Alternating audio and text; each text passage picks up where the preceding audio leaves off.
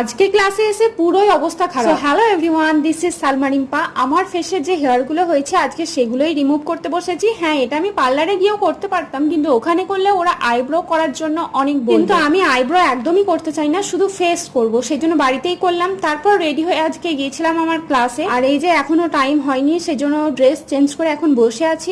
আর আজকে কি বলবো, টানা 1 ঘন্টা নয়, 1 ঘন্টার উপর আরো 15 মিনিট এক্সট্রা ক্লাস করেছি। আর কোনো রকম ব্রেক ছাড়াই টানা এক্সারসাইজ করেছি। এবার পায়ের ব্যথা, হালকা হালকা ব্যথাও শুরু হয়েছে। এটা যত টাইম যাবে তত এই ব্যথার পরিমাণ বাড়বে। তারপরে আমার কি অবস্থা হবে আমি সেটাই ভাবছি। তবে হ্যাঁ, শরীরটা অনেক হালকা লাগছে, কিন্তু ব্যথা তো এরপর হবে। আর আজকে অনেক বেজেও গেছে, কারণ আমার 8:30 পর্যন্ত ক্লাস ছিল। যেহেতু 15 মিনিট এক্সট্রা ক্লাস হয়েছে, তারপরে আবার একটু গল্প হলো, রেস্ট নিলাম। তো এখন মোটামুটি ওই 9টার মতো বাজছে। তো এখন চলো বাড়ি যাই। আর এই তো বাড়িতে এসে ডিনার করলাম, তাতে এই সুন্দর আইসক্রিমটা দিয়ে আজকে দিনটা শেষ করলাম।